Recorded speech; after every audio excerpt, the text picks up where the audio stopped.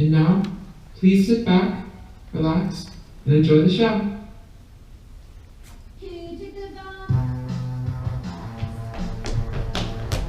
Hey there, Gumshoes! How are we doing tonight? Great! I'm doing absolutely peachy myself. Oh, why do you ask? Well, if you don't know me, I'm Amy O'Neil, girl detective. I'm known for solving mysteries with my keen observational skills, my powers of deduction, and my encyclopedic knowledge of online gay drama. With these things, and my trusty magnifying glass, I've solved cases all over the world. From the pup-napping at Pride to the filching in Folsom, I've cracked the LGBTQ community's toughest cases. So why am I doing so peachy? Well, Gumshoes, there's nothing a girl detective loves more than a good mystery. And let me tell you, this case I've got might just be my toughest one yet. But don't worry, Gumshoes. If we keep our wits, hang on to our magnifying glasses, and remember to look out for each other, I know we'll be able to solve this caper lickety-split. And you can hold me to that. It's a girl detective's promise. So, are you excited? Great! Well then, everybody, let's all grab our notepads, put on our thinking caps, and get ready to solve the case of the missing dolls. But first, it's important that we're all on the same page. We're trying to solve the case of the missing dolls. So tell me, do you know what a doll is? Clap if you know what a doll is. Okay, let's do a little refresher, just in case. You see, a doll is a kind of girl. A very special kind of girl. For starters, a doll will usually be a little on the taller side. She might have a beautifully husky voice, an enchanting jawline, and a dazzling selection of combat jackets. Dolls also have a wide variety of interests. A doll might like rock climbing, role-playing video games, or even poppers. Some even like all three. So, Gumshoes, do you know the kind of girl I'm talking about? Clap if you know the kind of girl I'm talking about. Great. Now, before we begin, I have a bit of a confession to make. You see, I hope I'm not pitting girls against each other by saying this, but out of all the girls in the world, I love the dolls the most. And that's pretty good news for me because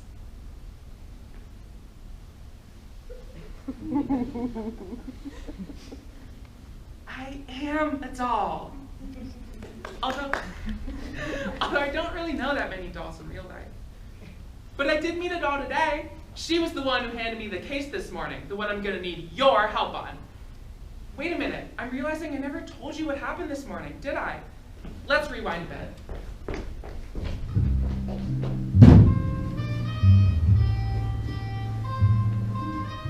The place, the bustling big city streets of Wooster, Ohio. The year, 2024. The cigar of choice, ballpoint pen. The unlucky sap, yours truly. You see, I was up all night pondering some cold cases. Cases like, where is Amelia Earhart? Who really was Jack the Ripper? And how many rotating cubes do you have to picture in your head to be considered legally male? Because, Gumshoes, I love mysteries. I love mysteries like the sun loves the moon, like the bees love the flowers, and like the rain loves the asphalt. I chase mysteries, the way a dog chases a cat, and the way a queer influencer chases respectability. When I get my hands on a good mystery, I hold on to it, the way a G-man holds on to your radio. It was just my luck, too, because a new mystery fell into my lap with a knock on the office door. The knock was louder than a coward at the McCarthy hearings. I looked around, rattled, but before I knew it, before I could even blink, almost by apparition, the most beautiful doll I'd ever laid eyes on was sitting at my desk.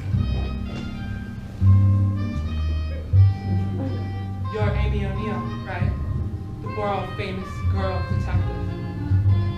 Now, let me give you a free detective tip, Gumshoes. When you're solving a mystery, you never want to let your guard down around anyone. Anybody could be the culprit. So that means that everybody has to be a suspect, no matter how nice they seem. So look closely at what happens next. I want to show you how a girl detective keeps her wits about her, no matter who she's talking to.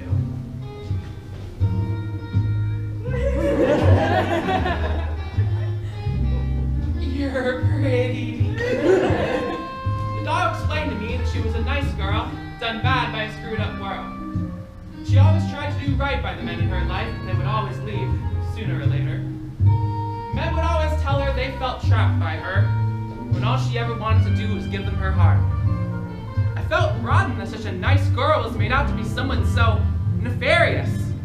But, sadly, the life of a doll isn't always sunshine and rainbows. Which brings us to her business for meeting with me.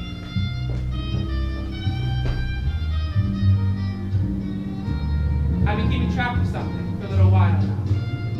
See, I think something's been happening to dolls as of late. They've been disappearing. Or, put a finer point on it, we've been disappearing. Now, I've been looking into these disappearances. Some the police file as murders. Others that say the doll skipped town. But I've been looking into these disappearances. I know they're connected. I can feel it in the cracked up, beaten down thing I call a heart. I've tried solving this mystery myself, but I'm afraid I'm no girl detective. I'm afraid I'm just a broken doll, one who spent too much time peeking through the playroom windows, not enough time looking at the door. I'd like to hand this case over to you, Miss O'Neil. Would you do that for me? Would you carry my burden?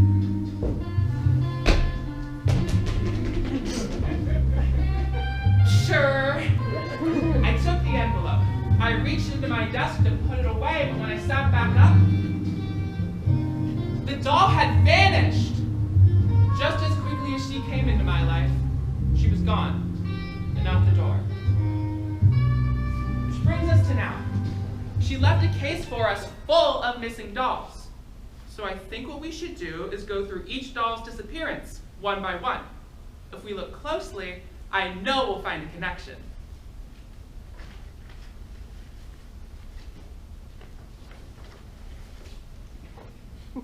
Huh. This can't be right. This is Maddie Debates. Maddie Debates? You guys know Maddie Debates, right? Wow, really?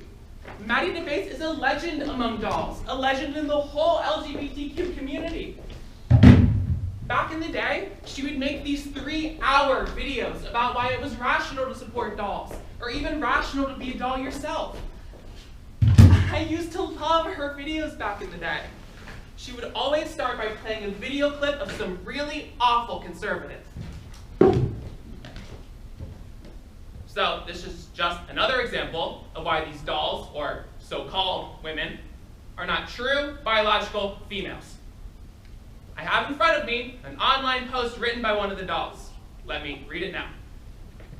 It reads, "Slunking on her D-word is genitalia, slunking on her D-word silly style until she well, as you can see, it gets more graphic from there. Now, the obvious lewdness of that post aside, 30,000 likes on that post, by the way, really shows where we are as a society. It proves that dolls are not true biological females. Because unlike what this post seems to claim, it's a basic fact that women, as we all know, do not have sex for pleasure. My wife has confirmed this for me many times. And then, once she set up her opponent as a real villain, she would use critical analysis to knock him down. She could always out-logic the logic boys and beat them at their own game. Wow. You know, I know that I'm the depraved sexual pervert here, so take this with a grain of salt.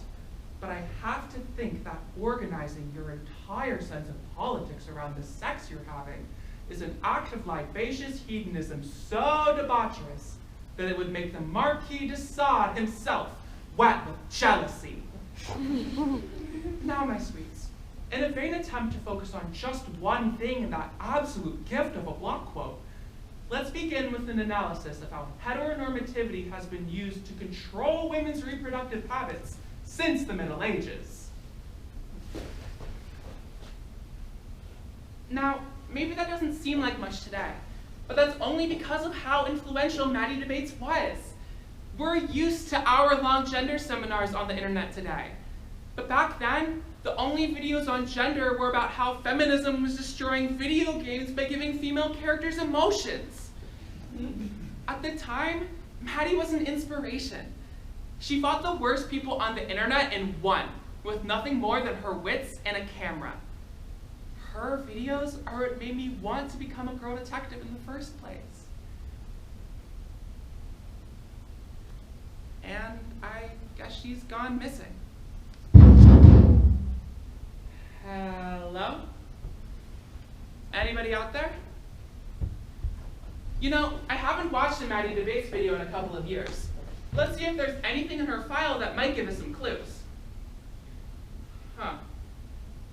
It says here that back in 2021, there was an online controversy around Maddie Debates. It had something to do with comments she made on a live stream all the way back in 2017. Yeah. And so basically what I'm trying to do is recognize that, like, hey, most people are not going to immediately know what being trans is, right? So what I'm trying to do with the channel is come up with, well-researched, nuanced arguments about what being transgender is to people who might be skeptical. And to me, there are a lot better arguments to make than, oh, I'm not a man because I don't identify as a man, Anything that begins with, oh, I identify as this, so I'm valid, seems very flimsy to me. It's hard telling everyone you're a doll. You want to prove yourself and try to come up with reason after reason for why it makes sense to be this way. I get wanting to justify your existence, but it usually just gets you or other people hurt. Cum shoes, I don't want to waste all my time justifying why I exist. Instead, I want to make the world see me for who I am. So, when that video resurfaced, people didn't take it well. They started calling Maddie a bigot, a traitor, a bootlicker. Somebody even compared her to George Bush. They started threatening her, doxing her, calling her by a different name. She ended up deleting all of her social media, and I can see why. I think that Maddie was getting a lot of her support from people online, and, well, can I say something maybe controversial? I think that sometimes people online can get really, really upset about things that aren't really that big of a deal. That's just a theory, though. Still, that's why I don't go online that much anymore. And why I'm lucky that you guys are my friends.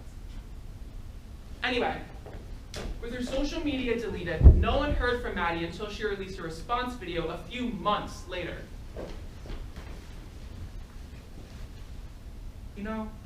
It's funny. For the last 5 years, I have been getting harassed, doxxed, and had my life threatened almost daily. I have transitioned very publicly on the internet. I thought I developed a thick skin for this kind of thing. But it's easy to dismiss the harassment when it's coming from alt-right shitheels and image board Nazis. It's a lot harder when the call is coming from inside the house. Over the last few months, the online left has succeeded in doing what the incels never could. They ostracized me from my own community. They dragged me, kicking and screaming, out of the only home I've ever really had, and locked the door behind me.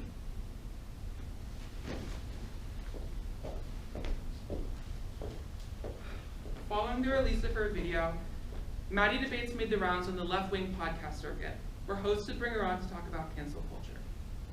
The last podcast she did was in January of 2022. She hasn't been seen since. Honestly, Gumshoes, I'm stumped. Maddie's last video had millions of views. She was still famous and influential online. So what happened? What made her disappear? Let's take a look at the suspects.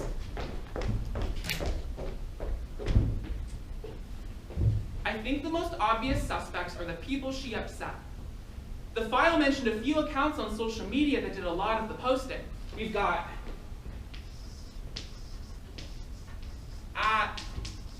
@turf puncher,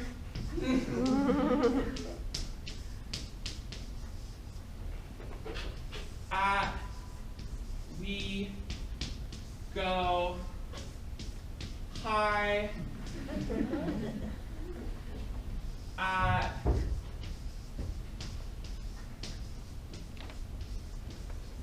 blowjobs, Bob.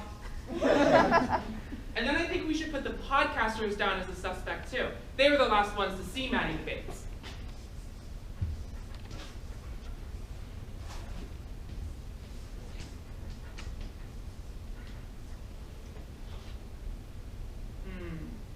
The awful conservative should also be a suspect. They've had it out for Maddie forever.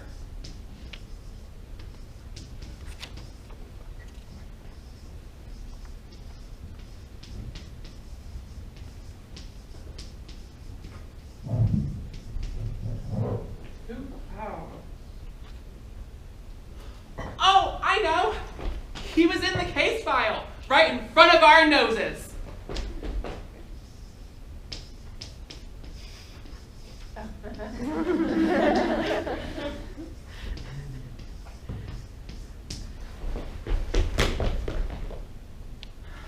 Well, okay, maybe not. Still though, who else could it have been? This is everyone listed in the file. Who else could have made her disappear?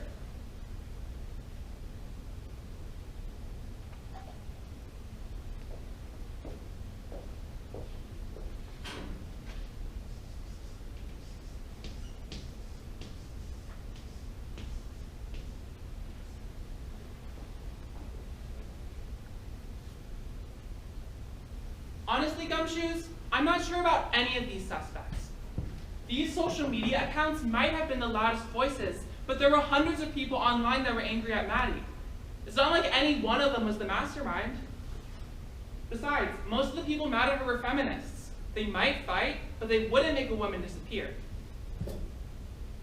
The awful conservatives definitely have the motive, but Maddie said it wasn't them in her response video. It could be the podcasters.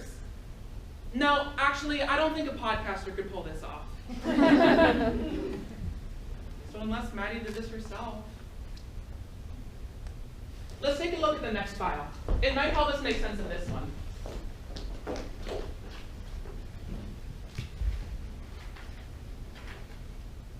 Oh no. Oh no, no, no, no. This is Sophia Castro. No, no, no. You guys know Sophia Castro. Really? She was one of the founding members of the Gay Equality Alliance. She gave that famous gay power speech in 1974. In the 60s, she planned over 30 demonstrations by herself. She's one of the mothers of the entire community. No, no, I don't accept this. One of the most famous dolls in history can't just disappear without a trace. You know what?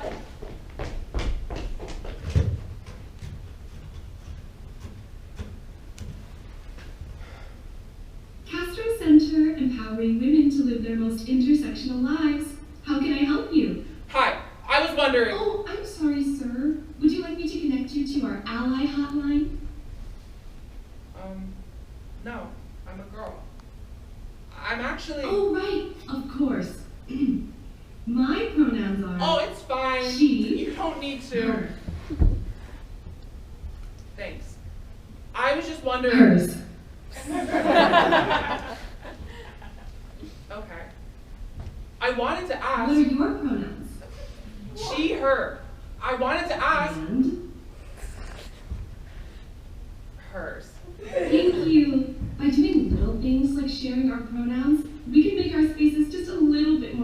school for LGBTQIA+ people.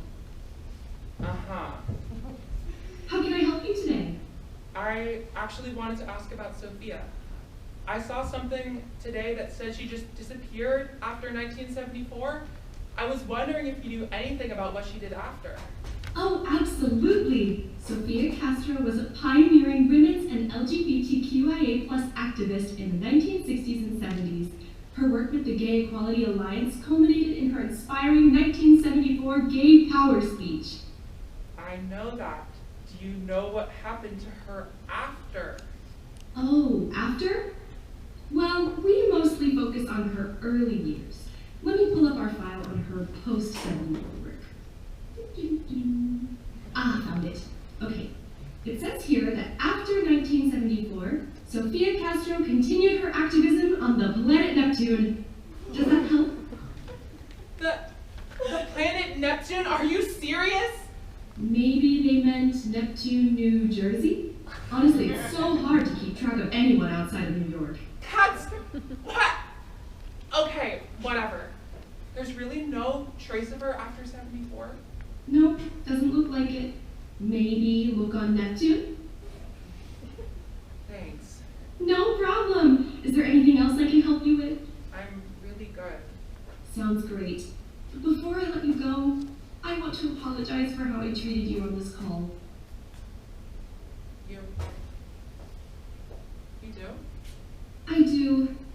You see, when I said empowering women to live their most intersectional lives, I should have said empowering women and non-binary people to live their most intersectional lives. Sorry about that. Times sure are changing, but I keep forgetting. Thank you. Okay, it looks like Sophia really is gone. But what made her disappear? Maybe her gay power speech is connected.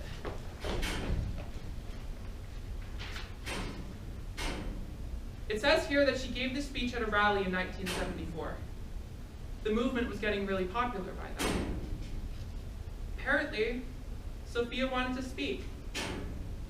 But a lot of gay activists didn't want a doll to speak at the rally. The Gynocrats, a lesbian feminist organization that had clashed with Sophia in the past, blocked her way to the stage.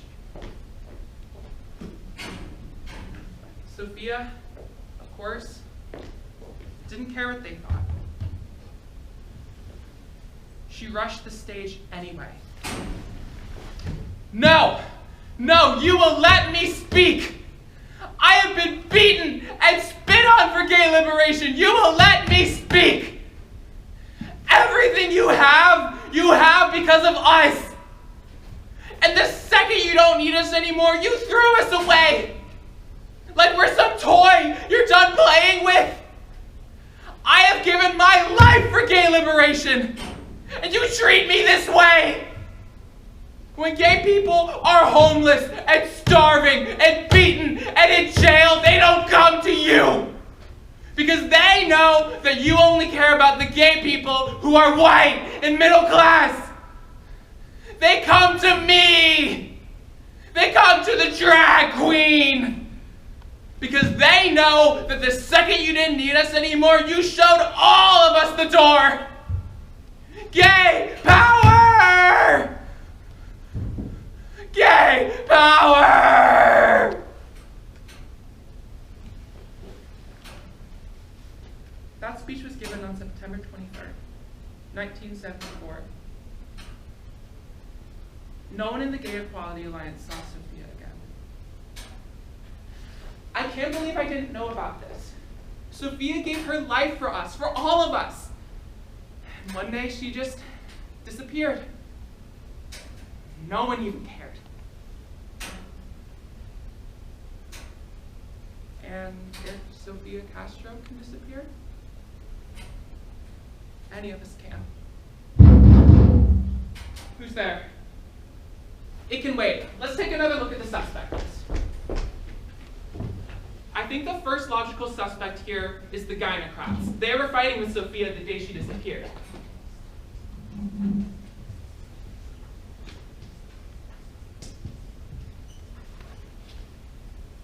it wasn't them, maybe it was the Gay Equality Alliance. It seemed like everyone there had it out for her anyway.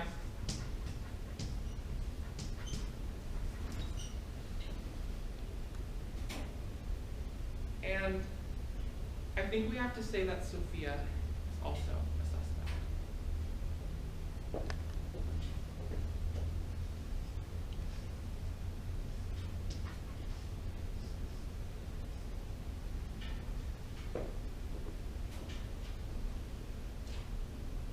But wait, this doesn't make any sense. I know the gynocrats were fighting with Maddie, but I'm sorry, no feminist would do this to another woman.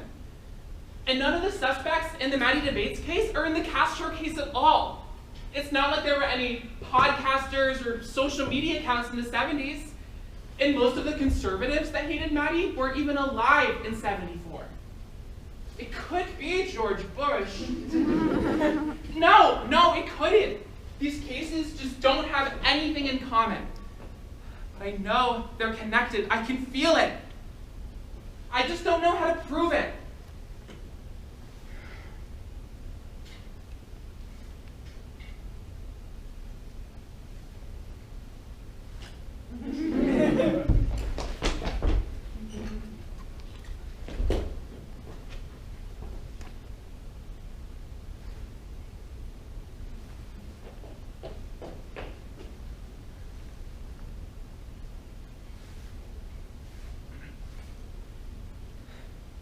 Okay, maybe looking closer isn't the answer.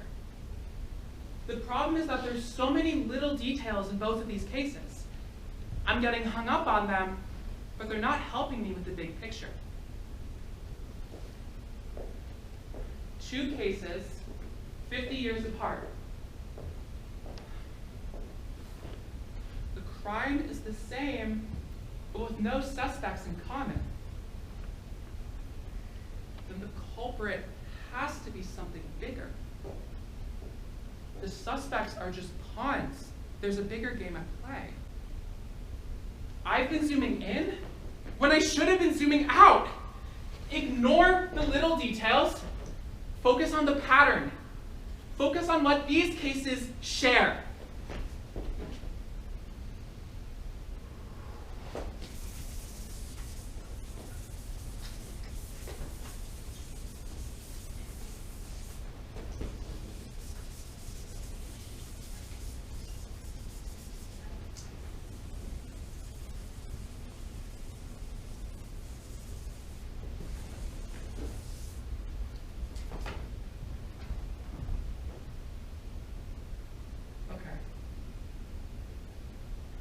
Gumshoes, I'm starting to see the big picture. The culprit isn't a person, really. It's something bigger than that. It's more like a force, and it commits its crimes through people, even through some feminists. Its goal is to cut dolls off from society, and its motive is power. But I'm onto it. I figured out the pattern, and if I look at these other case files, I'll be able to prove it.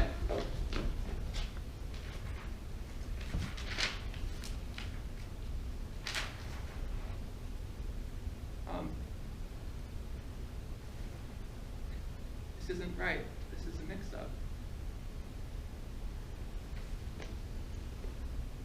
It says me. I'm the next case file. Amy O'Neil was a girl detective specializing in LGBTQ-related mysteries who disappeared on April 20th, 2024. The day of her disappearance, Amy derailed a case she was working on by spreading theories that were considered by many to be divisive and anti-feminist. Accordingly, the city suspended her private investigator license. No one has seen her since.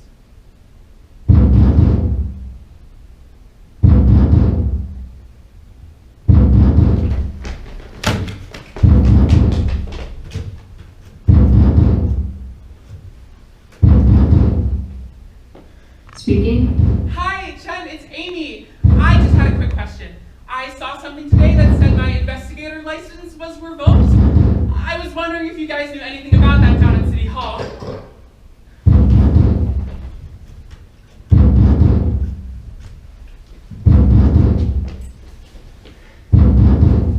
Hey, it's Nancy. Hey, Nancy, it's Amy. I was looking at the Amelia Earhart case last night, and some of the forensics look really interesting. I was wondering if you would want to get together tonight and swap theories? Don't call me anymore.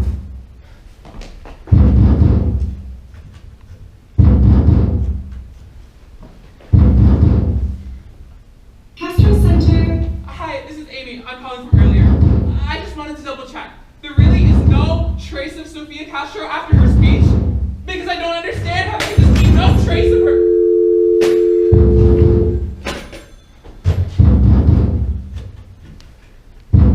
No!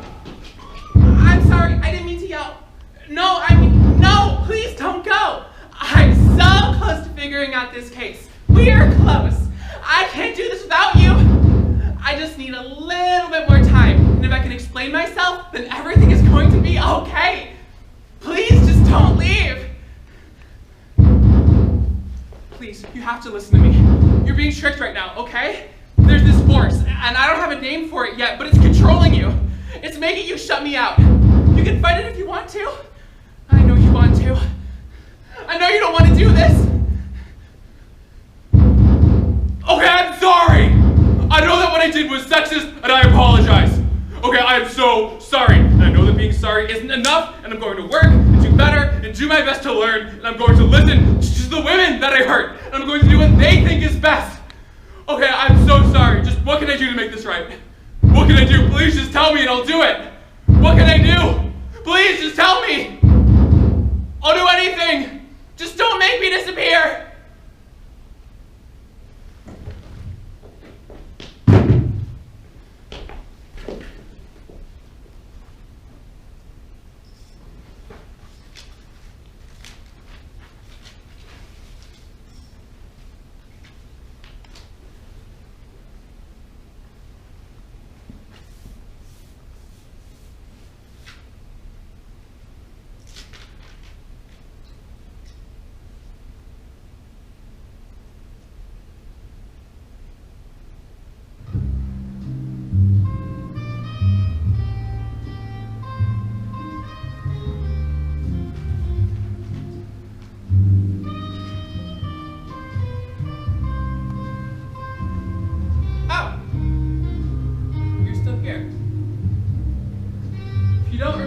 I'm Amy O'Neil, the sorriest excuse for a detective this side of the Pinkertons.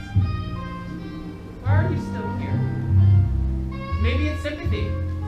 Maybe some part of you wants to make sure this sad, beaten down detective turns out alright. Even if she is a manipulative misogynist. Maybe you just want to talk. Still no, it doesn't actually change anything. Mia Torres disappeared after getting into a fight with an ally at her college. She was still seen online a few times after that, according to her friends.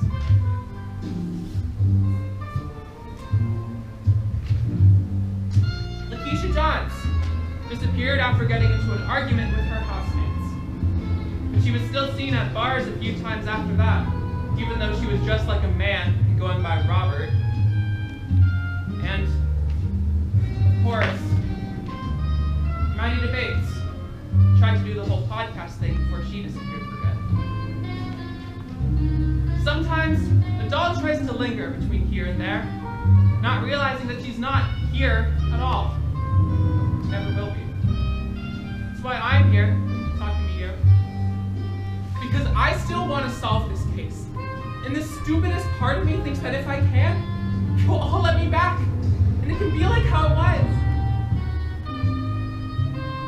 But I can't make someone listen if they'd rather plug their ears.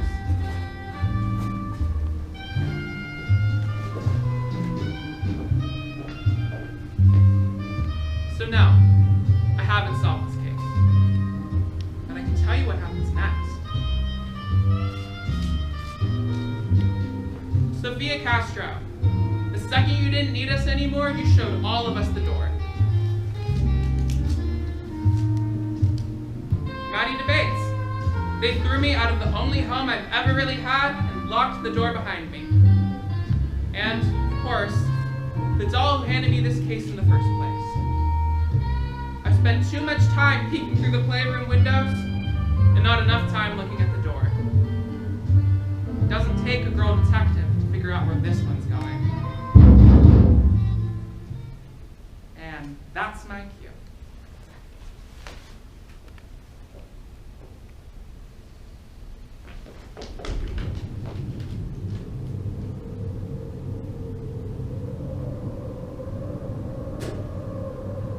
See, I figured out where all the dolls went.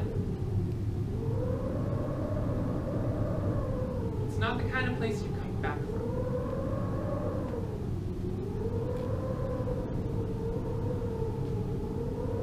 I don't want to go through,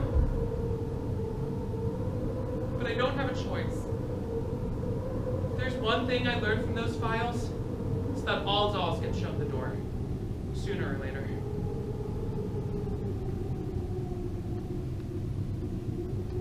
Gumshoes, I don't understand. I did everything I was supposed to, and it still turned out like this. I kept my wits, I tried my best to stick by others.